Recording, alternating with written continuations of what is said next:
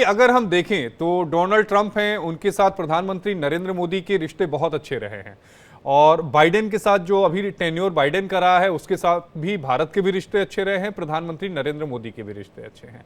तो ऐसे में कमला हैरिस जीतती हैं, वो हमारे मुल्क के लिए ज्यादा अच्छा रहेगा, फायदेमंद रहेगा, या फिर डोनाल्ड ट्रंप? जय हिंद, नमस्कार। आई एम वेरी हैप्पी कि कोई भारत के भलाई और बुराई के बारे में सोच रहा है, हमारे बेनिफिट्स के बारे में सोच रहा है। अगर मल्होत्रा सर मुझे इजाजत दें तो मैं ये जरूर अथॉरिटी के साथ कह सकता हूं कि प्रेसिडेंट कोई भी बने, लेकिन जो कंट्री की पॉलिसीज हैं वो इंडिकेट करती हैं कि इवन यूएसए अफोर्ड नहीं कर सकता कि वो इंडिया का हाथ छोड़ दे। अब किसी को अगर लगता है वो पाकिस्तान या चाइना का हाथ पकड़ लेगा, तो ये मेरा चैलेंज है कि ऐसा नहीं होने वाला। इंडिया यूएस के रिलेशन एक उस अपस्विंग पर चल रहे हैं पिछले 10 साल से, जिसको धीमा जरूर किया जा सकता है, रोका नहीं जा सकता। अब आगे बात के Kamala Harris versus Trump. Personal chemistry can only work as a catalyst, लेकिन ज्यादा बड़ी बात ये होती है कि अगर कंट्री की इकोनॉमिक कंडीशंस, उसके इकोनॉमिक पॉलिसीज की जो एम्बिशन है, वो कोई भी इग्नोर नहीं कर सकता। इंडिया एक इमर्जिंग मार्केट है, एक बहुत बड़ा मार्केट है। इंडिया एक रीजनल पावर भी बनता चला जा रहा है। इंडिया वर्ल्ड का इकोनॉमिक सेंटर भी बनता चला जा रहा है। मैं तो कहूंगा कि अगर जैसी यूएस की हमेशा पॉलिसी रही है कि खुद नहीं लड़ेगा, दूसरों से लड़वाएगा, तो वो चाहेगा कि चाइना का काउंटर कौन करेगा? इंडिया करेगा। चाइना को अगर ताइवान में किसी भी तरह से तंग करना है कि वो वहां ना कर पाए, तो इंडिया को जितना आप स्ट्रॉन्ग करोगे, चाइना का कंसर्न उतना बढ़ता चला जाएगा। Same goes for everybody. मुझे नहीं लगता कि कोई भी समझदार कंट्री, कोई भी mature country like USA India को साइडलाइन करेगा, इग्नोर करेगा। आज की डिमांड पूरी दुनिया में है कि इंडिया, इंडिया एंड इंडिया।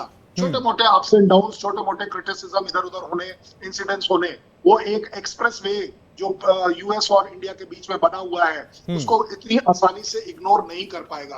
आप इंडिकेटर्स देखिए, चाहे वो MQ-9 ड्रोन हो, चाहे वो जिस तरीके से यूएसए ऑफर करता चला जा रहा है, अपने जहाज हो, टेक्नोलॉजी ट्रांसफर की बात कर रहा है। देगा या नहीं देगा वो एक अलग बात है, कितनी देर में देगा ये भी एक अलग बात है। But at the same time, visibly, practically, sensibly, US cannot afford to ignore India. Anchal ji से इसका जवाब ले लेते हैं। अंचल जी, अगर क्लिंटन के बाद का टेन्योर देखा जाए, चाहे ओबामा रहे हों, चाहे डोनाल्ड ट्रंप रहे हों, इसके अलावा अगर हम इनकी बात करें, बाइडेन की बात करें, तो हमेशा जो संबंध रहे हैं वो और ज्यादा मजबूत भारत के साथ होते रहे हैं और चीजें और ज्यादा उन्नति पर भारत और अमेरिका के रिश्ते गए हैं। क्या अमेरिका भी मानता है भारत को लेकर कि भारत एक महाशक्ति बनने की तरफ आगे बढ़ा है? अंचल जी से यह सवाल है। जी आशीष जी, बिल्कुल इस पर 2 या 3 बातें कहूँगा। पहली बात तो मैं कर्नल साहब की ऑब्जर्वेशन से पूरी तरह सहमत हूँ। आई थिंक उन्होंने बिल्कुल एक एक बात बहुत ही पॉइंटेडली और बड़े अच्छे तरीके से बताई है। आज की तारीख में हालात ये हैं कि यूनाइटेड स्टेट्स ऑफ अमेरिका में बाईपार्टिसन सपोर्ट है इंडिया को इंगेज करने के लिए। जी, बाईपार्टिसन सपोर्ट से मेरा मतलब रिपब्लिकन्स हो या डेमोक्रेट्स हो, कोई भी पावर में आएगा वो भारत को इंगेज करेगा। और जैसा कि आपने जिक्र किया, इसका ग्राफ जो है हमारे रिश्तों का, वो धीरे धीरे धीरे धीरे बढ़ता चला जा रहा है। और ये एक नॉर्मल एक समय था जब हमारे रिश्तों में काफ़ी आप कह सकते हैं कि खटास नहीं थी तो कोई गर्माहट भी नहीं थी। और तब से लेकर स्ट्रेटेजिक पार्टनरशिप, उसके बाद कॉम्प्रिहेंसिव स्ट्रेटेजिक पार्टनरशिप, आज की तारीख में ग्लोबल कॉम्प्रिहेंसिव स्ट्रेटेजिक पार्टनरशिप। यानी ये आपको ये जो डिस्क्रिप्शन है ये बता रही है कि रिश्ते सिर्फ बायलैटरल नहीं है, ये रिश्ते वो हैं जहां हम पूरी दुनिया को इम्पैक्ट करने की दिशा में मिलके काम करना चाहते हैं। और अगर दुनिया में कुछ गलत हो रहा है तो उसको भी रोकने के लिए भारत अमेरिका आपस में पार्टनरशिप करके बढ़ रहे हैं। बाकी और बहुत से मुद्दे हैं जो अमेरिका के पॉइंट ऑफ व्यू से देखा जाए तो हम डिफेंस परचेजेज, मेरे 2 बहुत ही सीनियर डिफेंस एक्सपर्ट बैठे हैं, वो बताएंगे आपको कि डिफेंस के पॉइंट ऑफ व्यू से, प्रोक्योरमेंट के पॉइंट ऑफ व्यू से, एडवांस इक्विपमेंट के पॉइंट ऑफ व्यू से अमेरिका के लिए इंडिया कितना इम्पोर्टेंस रखता है। ट्रेड हो, इन्वेस्टमेंट हो, तो इन सब चीज़ों को देखते हुए कोई भी पार्टी पावर में, कोई भी प्रेसिडेंट पावर में आएगा, भारत से रिश्तों में जो है वो आगे ही बढ़ने का स्कोप है, और जी। डिफेंस पार्टनरशिप तो स्पेशल वो है। हाँ, कुछ एरियाज ऐसे हैं जहां आप कह सकते हैं कि थोड़ा बहुत फर्क पड़ सकता है। मान लीजिए जैसे ह्यूमन राइट्स जो इरिटेंट्स है भारत और अमेरिका के रिश्तों के बीच में, मुझे लगता है डेमोक्रेट्स जो हैं वो कुछ ज्यादा ही इस चीज को लेकर थोड़े से इंटरफियरिंग है भारत के पॉलिसीज को लेके, 370 हो या कुछ इस तरह की कुछ भी होता है तो वहां से जो स्टेटमेंट्स आती हैं, या उनका स्टेट डिपार्टमेंट है वो हर साल एक रिपोर्ट निकालता है, फ्रीडम ऑफ रिलीजन या दूसरी तीसरी इस तरह की रिपोर्ट्स निकालता है ह्यूमन राइट्स को लेके या रिलीजन को लेके। तो मुझे लगता है कि ट्रम्प के अगर ट्रम्प बनते हैं तो शायद उनका एम्फेसिस इन चीजों की तरफ नहीं रहेगा। बहरहाल उनके टाइम में ये हो सकता है कि वो अपना जो माइग्रेशन रूल्स है इमिग्रेशन को लेकर, वीजा को लेकर कुछ ऐसी चीजें इंट्रोड्यूस कर सकते हैं जिसका डायरेक्ट इनडायरेक्ट जो इंडियंस हैं नहीं, घुसपैठियों को लेकर अंचल जी जो मुझे याद है कि ट्रम्प के कई सारे स्टेटमेंट आए हैं, और आने अगर ट्रम्प जीतते हैं तो इसको लेकर जाहिर तौर पर कानून में बदलाव वो करेंगे, माइग्रेशन को। जी, माइग्रेशन को लेकर। हाँ, वही मैं कह रहा हूँ कि देखिए यही हो सकता है कि अगर रिपब्लिकन अगर डेमोक्रेट्स वापस आते हैं तो उनकी जो इंट्रूसिव जो इंटरफियर करने की है हमारे अंदरूनी मामलों में तो वो चलती रहेगी, और अगर ट्रम्प आते हैं तो हो सकता है माइग्रेशन के एरिया में जो प्रोस्पेक्टिव इंडियंस हैं जो यूएसए में जाके बसना चाहते हैं या जो रह रहे हैं, उनका वर्क वीजा, वर्क परमिट, कितना स्टडी पढ़ने के बाद कितने साल रहने दिया जाएगा, इन सब चीजों में बदलाव हो सकता है। हालांकि उनका एम्फेसिस इस समय जो है इलीगल माइग्रेशन पे ज्यादा है। वो इलीगल माइग्रेंट्स को कह रहे हैं कि मैं अगले दिन पैकअप करके भेज दूंगा। वो ठीक भी है, किसी भी देश में आप इलीगल माइग्रेंट्स को क्यों टॉलरेट करेंगे। बाकी तो ये छोटे छोटे एरियाज हैं, या फिर वो ट्रेड में है, उनको टैरिफ्स को लेके कई बार उन्हें लगता है कि भारत के जो टैरिफ्स हैं, जो अमेरिकन एक्सपोर्ट्स हैं उसके ऊपर भारत के टैरिफ्स ज्यादा हैं, तो इस बात को लेकर थोड़ा बहुत वो हो सकता है।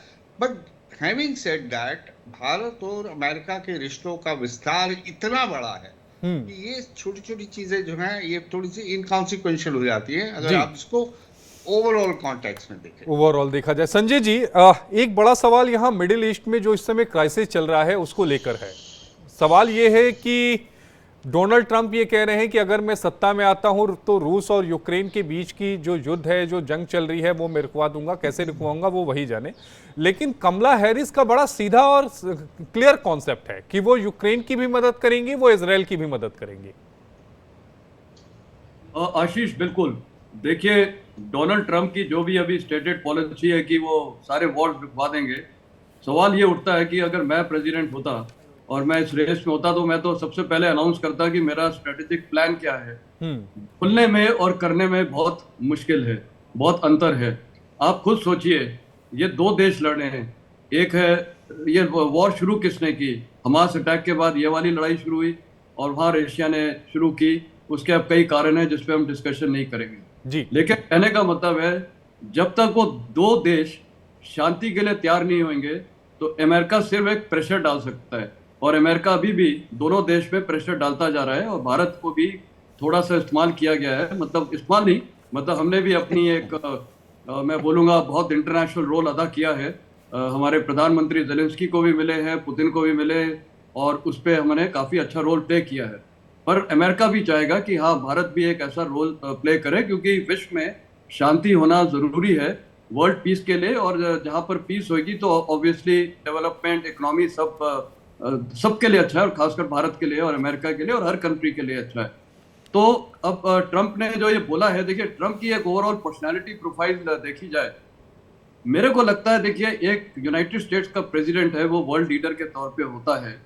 उनके थोड़े स्टेटमेंट्स ना बहुत इरेटिक होते हैं। आज भी जो लास्ट स्पीच उनकी है वो डायरेक्ट अटैक कमला हैरिस पे बोल रहे हैं, और वो बोलते हैं उनकी लो आईक्यू है और बड़े गंदे पर्सनल रिमार्क्स अटैक कर रहे हैं। तो एक ऑफिस की एक ड्यू डिग्निटी होती है, वो मेरे ख्याल मेंटेन नहीं करते हैं, और वो एक इरेटिक स्टेटमेंट देते हैं। जब कोई आप किसी भी कंट्री के लीडर से डिस्कस कर रहे हैं जो खुद एक इरेटिक स्टेटमेंट देता है और उसको खुद नहीं पता वो क्या चाहता है, तो ऐसे में ना हर पूरे विश्व में ज्यादा कंफ्यूजन हो सकता है। वो वहां के स्ट्रॉन्ग लीडर माने जाते हैं, बोल्ड डिसीजन लेते हैं, लेकिन ये दो लड़ाइयां हैं, मेरे को नहीं लगता इस पे वो कुछ कर सकते। बल्कि वो ये बोल रहे हैं कि मैं इजरायलीज के साथ खड़ा हूं, जो भी टारगेटिंग वो गाजा में कर रहे हैं मैं उसके साथ खड़ा हूं।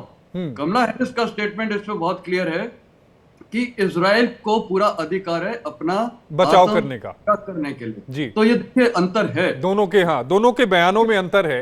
हाँ तो ये काफी देखिए कमला हैरिस का जहां तक सवाल है, देखिए उनका भी एक्सपीरियंस है और ये पिछले ये जो 2 युद्ध हुए हैं उसमें वाइस प्रेसिडेंट भी रही हैं। मेच्योरिटी वाइज उनके भी आप स्टेटमेंट देखिए, वो थोड़ा एक मेच्योर स्टेटमेंट है और उनकी जो पॉलिसी रहेगी, चाहे डेमोक्रेट्स आए चाहे रिपब्लिकन हो, आज की जियो स्ट्रेटेजिक एनवायरनमेंट में जो एनवायरनमेंट उसमें आज भारत का बहुत बड़ा रोल है। और कोई भी देश चाहे अमेरिका हो चाहे रूस हो, सबसे पहले अपना नेशनल इंटरेस्ट देखता है, साथ ही साथ वो देखता है कि जियो स्ट्रेटेजिक एनवायरनमेंट क्या है। जियो स्ट्रेटेजिक एनवायरनमेंट में आज भारत का बहुत बड़ा महत्वपूर्ण रोल है। तो दोनों पार्टीज, ये देखिए पर्सनालिटीज जरूर होंगे अलग अलग प्रेसिडेंट, लेकिन एक जो चाहे रिपब्लिकन हो या डेमोक्रेट्स हो, उनकी एक जो पार्टी की स्टेटेड पॉलिसी है, दोनों को भारत के साथ चलना पड़ेगा। थोड़े मोड़े फ्रिक्शन पॉइंट्स तो होंगे, हर रिलेशनशिप में होते हैं, हर कंट्री के साथ होते हैं फ्रिक्शन पॉइंट्स, लेकिन ओवरऑल स्ट्रेटेजिक जो रिलेशनशिप है, चाहे वो डिफेंस हो चाहे ये इकोनॉमिक कोऑपरेशन हो और भारत का जो रोल है क्वाड में और ग्लोबल में, तो मेरे ख्याल भारत के साथ अच्छे ही रिश्ते रहेंगे। और कुछ हद तक ये कल शेयर मार्केट परसों गिरा था कि मेरे ख्याल ट्रंप ज्यादा फायदेमंद होंगे, मेरे को ऐसा नहीं लगता कि कौन फायदेमंद होगा, दोनों ही फायदेमंद होंगे और मेरे ख्याल भारत के में ठीक रहेगा।